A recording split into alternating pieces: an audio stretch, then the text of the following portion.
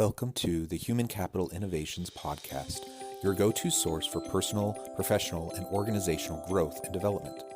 We hope you tune in often for all things people management, organizational development and change, organizational leadership, and social impact related. Maximize your personal and organizational potential with Human Capital Innovations Podcast.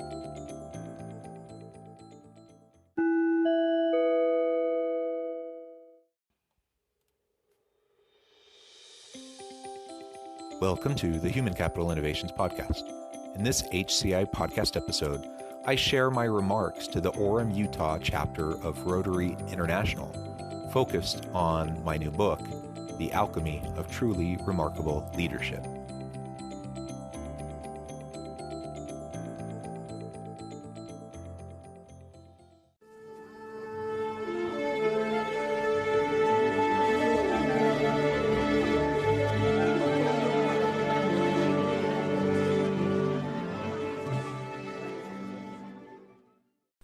Well, thank you. I appreciate the invitation to join all of you. This is my first time at a Rotary meeting, so it's fun to see the inner workings and learn a little bit more about it. You all are doing a good work. And I'm a big believer that leaders are not born, that they develop through the crucible of hard, sustained work and effort over time. And that it's truly the sustained effort in small ways each and every day that will lead us to do great things and to have a big impact with our people and organizations in our communities, etc. And it sounds like that's that's consistent with the values of Rotary and some of the things I heard you talking about as we were getting started today. First, I wanted to introduce my family. So I've been married to my wife, Jackie, for 18 and a half years, and I have 6 children. The youngest is 7, the oldest is 17, and so 2 in high school, 1 in junior high, and 3 in elementary school. And like for everyone else, it's been a really interesting time during COVID, and we had everyone home schooling last spring and in the fall. We decided with the vaccine coming out that we were going to send all the kids back after Christmas. So they're all now back at school full time and really loving that after being home for 10 months. And actually it's kind of nice for my wife and I as well. It's quite hectic helping 6 kids with homeschool and working and everything as well. My wife also teaches at UVU. She is a math professor. And I teach in the organizational leadership department. I'm the department chair, and I do work with the Center for Social Impact and the Center for the Study of Ethics on campus as well. And as Clark mentioned, again, the book, this is available. So if anyone's interested, after we have a conversation around some of the topics in the book today, it's available on Amazon and such. So I thought I'd start with the word alchemy, and people have asked me why I chose the word alchemy to describe what I believe to be truly remarkable leadership.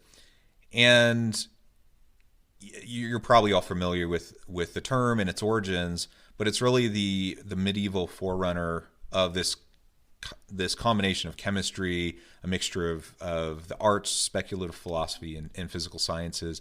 And it's the idea that you're going to take something that's already precious and you're going to alchemize it and turn it into something that's even more precious. And in medieval times, for example, they were always trying to find some new alchemy to create gold, for example. So you think about how this might apply to individuals. Each of us comes to the table with our own socialization and our own innate talents.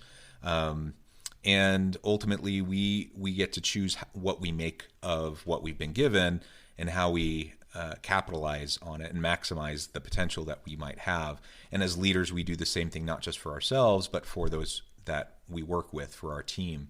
And we want them to be able to fulfill their potential. And so this alchemy is us trying to figure out how to take these core components that we already have that are pretty wonderful and to make them into something that's even better. That ultimately we can leverage to make a difference in the world. Before we launch into some of the topics in the book, I thought I would just briefly share my perspective on the shifting nature of work. I do, as Clark mentioned, I do a lot of research around work in organizations, both in the U.S. but internationally as well. And up until a couple of years ago, I would say the vast majority of my writing has all been just completely academic in nature. Lots of books and academic articles and things like that are for an academic audience. Presentations at conferences, all just very academic, research oriented. And a couple years ago, I started thinking, well, it's nice to be able to make contributions to the science of it, but there's only a small subset of the population that actually looks at academic journals. Most people don't do that for fun in their spare time. And so, what can I do to start getting the message out to a broader audience and practitioners so that they might be able to have the chance to, these findings might be able to have a chance to make an impact in their lives and the lives of their people. And so that's really what I've been focusing on the last couple years while I continue to do some research. And all of this comes into play with the shifting nature of work. We see all these technological innovations and disruptions. The pandemic has only highlighted and accelerated the process of us getting into this shifting work where people are doing it more remotely and work from home and leveraging technologies like Zoom and others in order to continue to be productive and get the work done. And that isn't going to just magically shift back as soon as the pandemic's over. We were already moving that direction. The pandemic just kind of pushed us that way even faster. And now everyone's talking about, well, what's the new mix going to be? Not that we're going to go back to physically working in a physical workspace, but what's the hybrid mix going to look like, where we have some people coming into the office, we have other people working completely remotely, we have some people coming in 1 or 2 days a week and working remotely, and what does that all look like, and how do we do that all effectively? So that's part of the issue with technologies and kind of the shifting geopolitical and socioeconomic conditions in the world that are going to make the very definition of organizations and the nature of work and how we effectively lead those organizations. That's all going to be shifting in the coming years and the coming decades. Here's just a list. I mean, this is a small list among many disruptive technologies that are going to fundamentally disrupt labor markets and organizations. So how we define our teams and how we work together, how we define the nature of our organizations and what those look like. So robotics isn't new. We've had robotics making an impact for a long time, but the robotics are more and more sophisticated.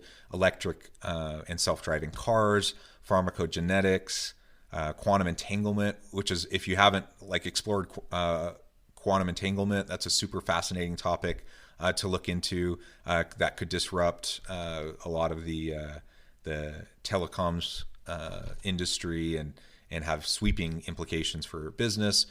Virtual presence, blockchain, auto translation, augmented reality, artificial intelligence, etc. There's just so many things, and we could take a long time talking about each of these, and there's many, many more examples as well. That all of these put together are simply causing a shift. And just like we've seen throughout the Industrial Revolution we've gone in stages, and many people are calling this, that they're saying that we're in the middle of the fourth industrial revolution right now, this technology-driven revolution with computers and artificial intelligence driving increased automation. As we've seen throughout the history, whenever these types of big disruptions have happened in our economy, it has significantly shifted the nature of work, the professions, how people do their work, and what they even mean by their relationship with their organization, their employer. So all of these things we expect to continue to change. And because of that, I think there are some new skills that people need to be developing. Here you can see just a small snapshot of some of the types of skills. This is from the Institute for the Future Work Future Work Skills 2020, and they're looking at on the outer ring all these macro drivers of these shifts that are going to be happening. Super structured organizations, globally interconnected world, new media ecology with all the social media as just one example. The rise of smart machines, shifting demographic changes with extreme longevity and an increasingly computational world. And so with this organization, they specifically pointed out these 8 different core skills that are going to be needed in this shifting landscape.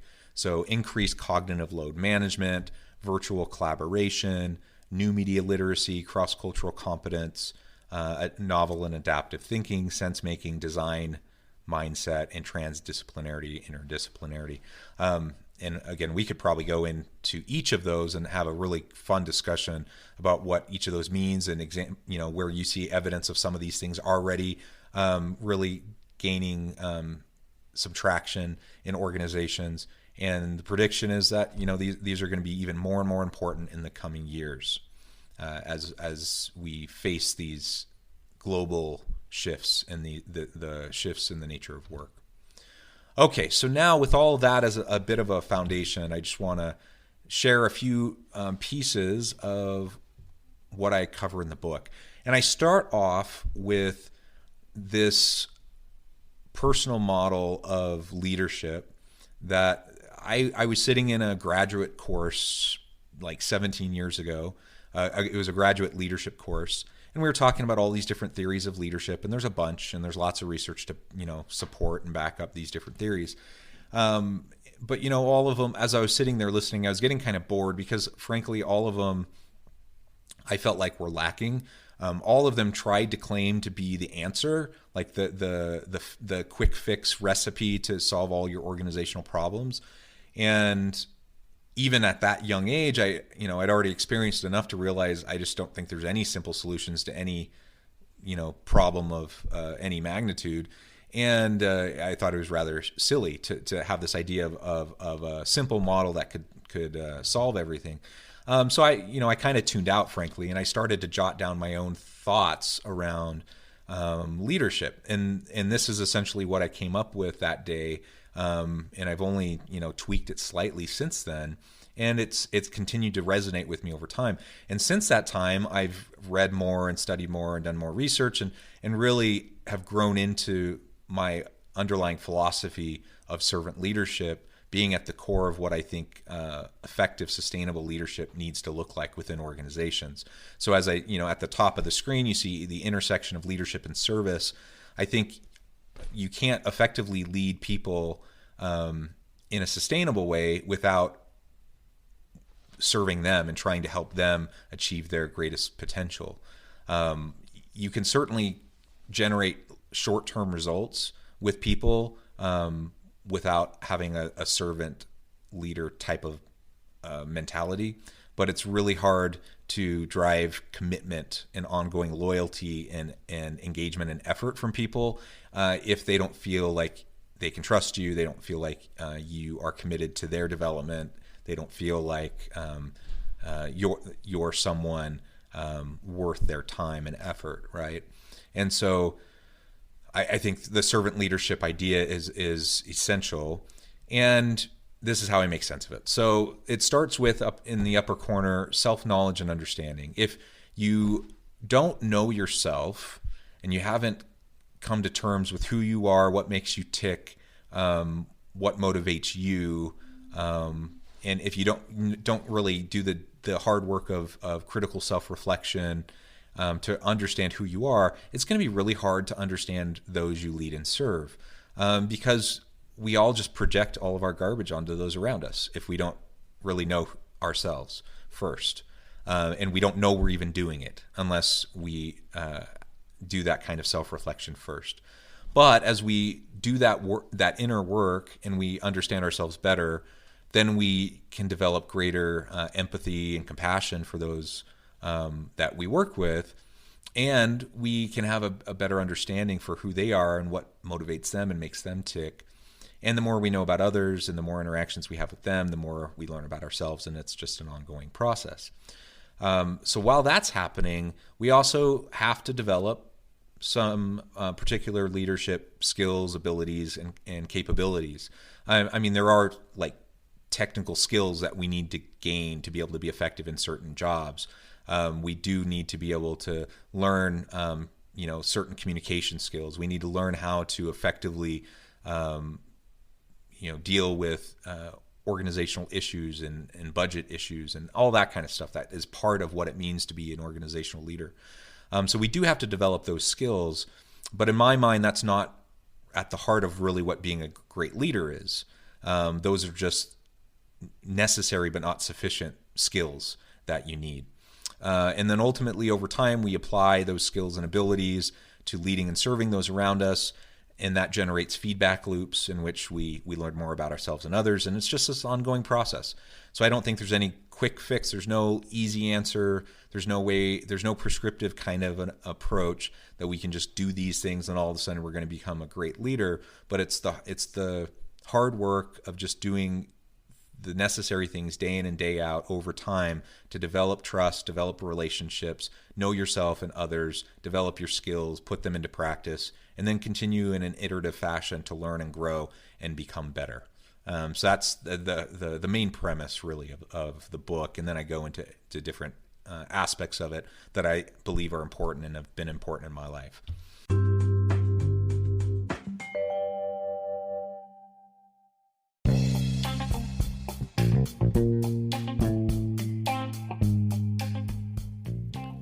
I'm excited to announce the publication of my new book from HCI Press, The Alchemy of Truly Remarkable Leadership: Ordinary, Everyday Actions that Produce Extraordinary Results. Consider how the nature of work has shifted over the past 50 years. With increased globalization, rapid technological advancement, and the shift in economic composition, the average job of today looks very different than the average job of 50 years ago. What will the jobs and organizations of tomorrow look like? Moreover, what does this all mean for organizational leaders? What are the core competencies and capabilities of organizations and their leadership that are prepared for continued disruption and geopolitical and socioeconomic shifts? Regardless of what the future holds, increasingly, leaders need to be socially minded, data-driven, decisive, champions of talent, and disruptors of the traditional notions of leadership, teams, organizations, and work. The Alchemy of Truly Remarkable Leadership will help you to explore your own leadership competencies and capabilities and consider ways to apply and implement them into your workplace and personal life.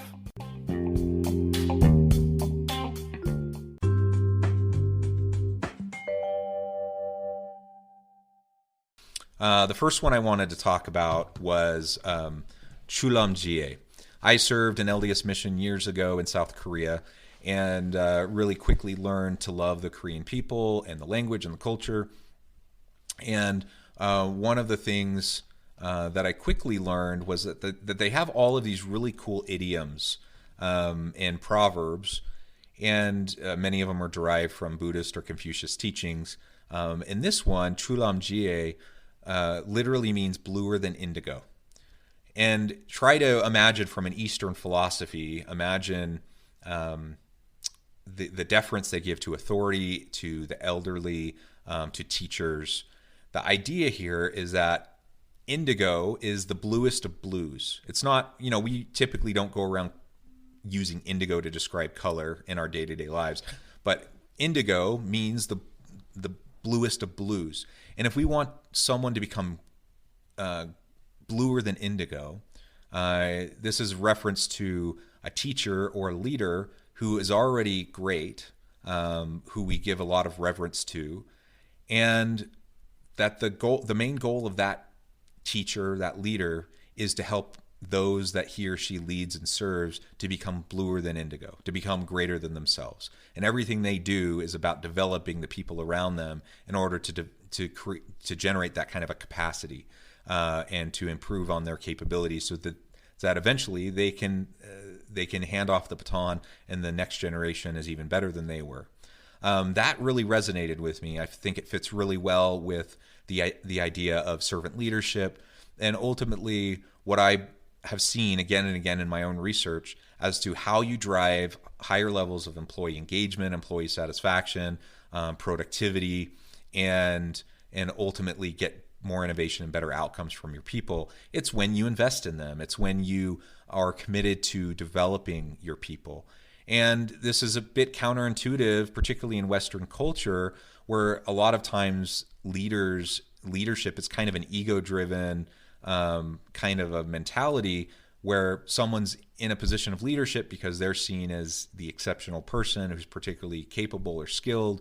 Everyone needs to look to them as the authority, as the one that has the answers. And because it's this necessarily kind of a ego-driven, bottom up, or rather I should say top down, really, where the bottom is looking up towards the leader. Since it's that kind of a mentality, this seems counterintuitive to a lot of leaders. Yet the research shows again and again, if you want really great organizations, this is exactly the approach that you need to take. I then talk a lot about leading with a growth mindset and creating a growth culture within an organization. The truth of the matter is we all have stuff that we have to deal with in life. We all have our baggage. We all have setbacks. Some of us enjoy more privilege in life than others. Others are extremely disadvantaged and have a lot to overcome, while others not as much. But the reality is we all have hard things, and we all have to learn, and decide how we're going to respond to those hard things. Do we turn them into stepping stones to learn and grow, or do they become barriers to our continued development? And here you see in the graphic, when you have a fixed mindset, the idea is, it is what it is. Like, you're born into a situation, you're born with a certain amount of talent and capabilities, and that's not really going to change. Your intelligence is static. And when you have a fixed mindset, and say you come from a disadvantaged upbringing, and perhaps, certain things don't come easy to you, it's really easy to just feel stuck. And when you feel stuck, oftentimes you're usually not doing anything to really stretch and grow. And you are also more inclined to avoid risk and challenges and things that could end up proving to be failure. Because the way you view failure is that it's a representation of who you are. It's totally different when we have a growth mindset. When we have a growth mindset, we see every failure, in fact, not really as a failure, but it's an opportunity for growth. And it's the iterative learning process that we go through. So we learn little by little and develop, and then over time, as we look back years from now, we can look back and see the tremendous amount of growth that we've encountered. When we have a growth mindset, we're not afraid to make mistakes. We're not afraid to have a setback. We're not afraid to fail, because the very way we define failure, it doesn't even resonate when you have a growth mindset, because you see it as truly an opportunity. So early on in the book, I talk about servant leadership and creating a growth culture and leading with a growth mindset. And then I get into diversity, equity, inclusion, and belonging, and the importance of that. And to Clark's point, I think as we move into the future, this is already important. It resonates with individuals and with organizations, but as we have increasingly diverse workforce, we just have to do more to make it ever present in our organization and truly be committed to it. So in a moment, we'll talk a little bit more about diversity, equity, inclusion, and here you see in the Venn diagram how they overlap, and that's what I call belonging. I think all of those are really important. To do that, though, I do want to set it up. I want to share with you this other Korean proverb. So this one means frog in a well. And try to imagine for a moment that you are a frog that is born and raised at the bottom of a well. Your whole world, your existence is that you live at the bottom of this well. In that condition, it's cold, it's dark, it's wet, you're stuck, you're trapped. But you probably don't realize you're stuck and trapped, right? Because that's your whole world. That's all you have ever known. This is the Eastern perspective. It's very similar to Plato's allegory of the cave, if any of you happen to be familiar with that. The whole idea is, over time, we realize, as we experience more of the world, that our upbringing, while we're socialized in a particular way, and we have values that are deemed important, and we accept social norms, and we behave in certain ways, we start to realize that it's one small slice of how we can view the world. Just like a frog at the bottom of a well, we're all raised in a household, with a particular culture, a particular set of values, and that's our existence, that's our worldview, that's what we know. But I think education, maturity, the whole process of interacting with those who are unlike ourselves, that are different than ourselves, it's like rising up the well. And over time, you get higher and higher, and you get to see more and more of the sky. And eventually you get to the very top, and you peer your little frog head out the top of that well, and you realize that there's this huge, beautiful world out there. There's the vastness of the sky, the landscape, the mountains, the streams, all the animal life. You have all these beautiful things, that none of which you ever had the chance to experience when you were stuck at the bottom of a well, and you didn't even realize you were stuck. You also start to look out, and you realize that there's also wells all over the landscape, and you see little frogs peeking their heads out from each of those wells also. And as you start to interact with some of these different frogs, you realize that just like you had your own upbringing and your own existence, they also had the same kind of thing, but they had a different set of values perhaps, or different norms and ways that they were socialized. You might even go around and explore these other wells and find value in those. We experience that, and the more we interact with difference, and the more we interact with those who come from different backgrounds, the more we realize that both our upbringing had value, but it also had some limitations, and we can now embrace more to bring greater richness to how we understand the world. Some people get really nervous. They feel threatened as they start to rise up the well, because they start to realize no longer are they safe. There's predators out there. There's other animals that might try to eat them. And even though they were stuck and cold and wet at the bottom of their well, it's what they knew and understood. And to get out of their well means they have to relearn things, and they have to bring in new ways of understanding different components of the world that might challenge the way they previously understood how the world worked. And so a lot of frogs just go back down into their own well, and they live out their life comfortable in their well. Others decide that they end up exploring other wells, and they decide a different well is the one that they want to go live in, and find safety and security in that well that's new and unique and different than their upbringing.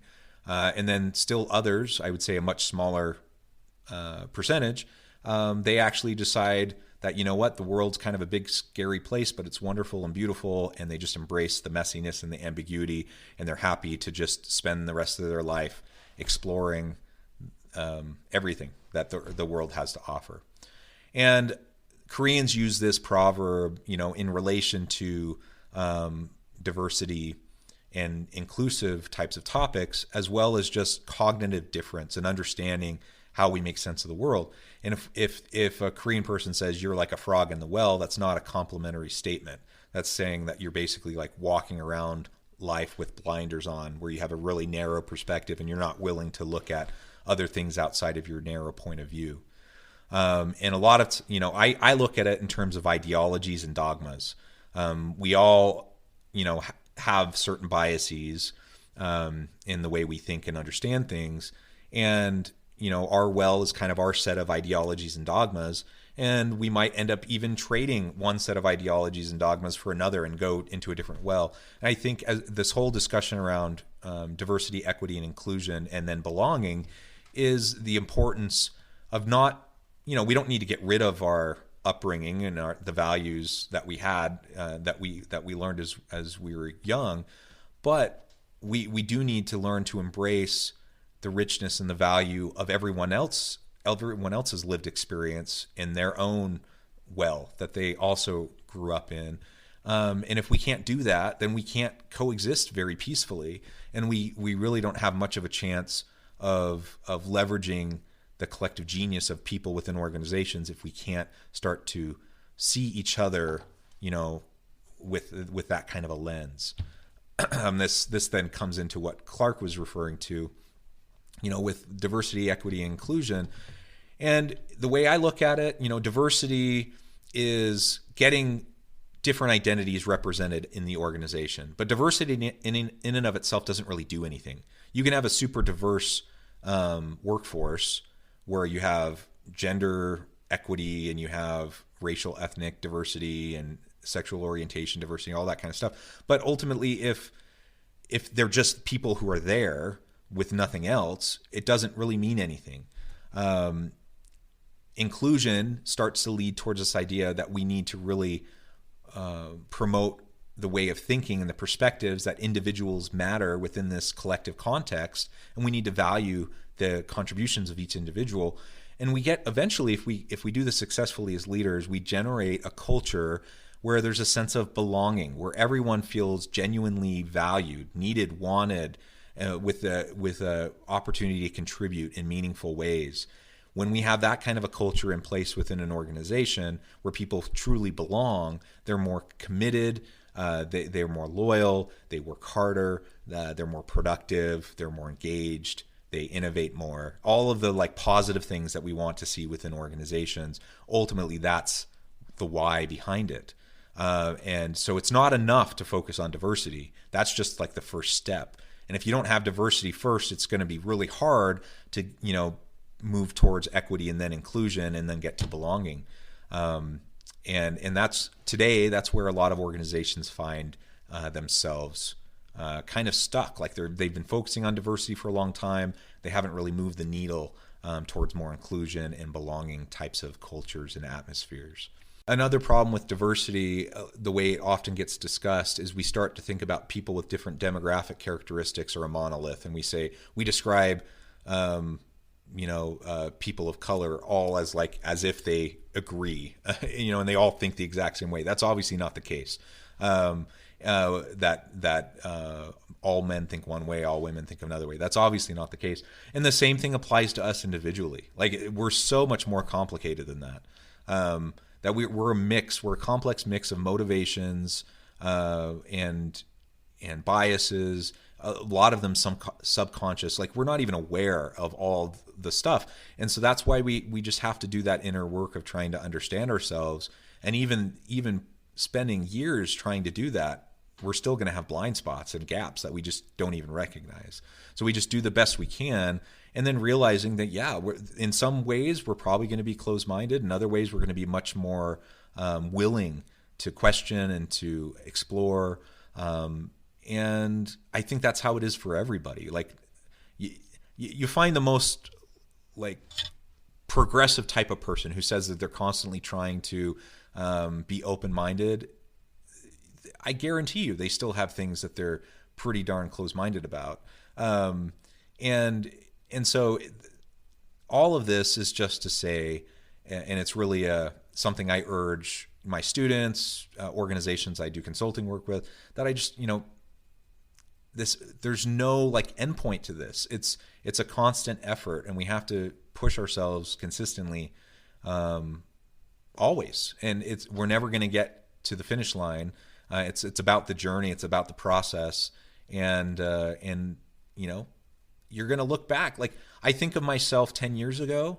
I think I was a pretty intelligent, open-minded person 10 years ago. But I look at, now I look back at myself 10 years ago, and I'm kind of embarrassed by myself, and certain things that I might have said or done or whatever. And I suspect in 10 years from now, I'm going to look back and think the same thing about my 41-year-old self. And I think that's just the way it is. We just continue to learn and grow, and not, don't get too caught up in the mistakes, because it's just part of the human condition. But try to do a little bit better. And as we do that, we're going to impact the lives of the people in our organizations, in our communities, in our homes, and we're going to help them have greater success themselves. Thank you, everybody.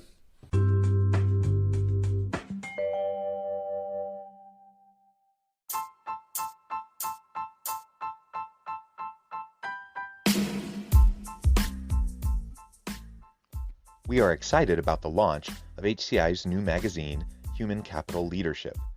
Human Capital Leadership is a free, interactive e-magazine designed to help individuals, leaders, and organizations find innovative approaches to maximize their human capital potential.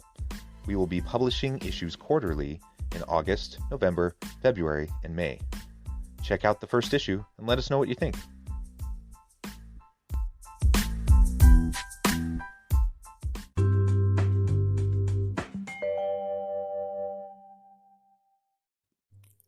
Thanks again for joining us for this episode of the Human Capital Innovations Podcast. I hope you stay healthy and safe and that you have a great week.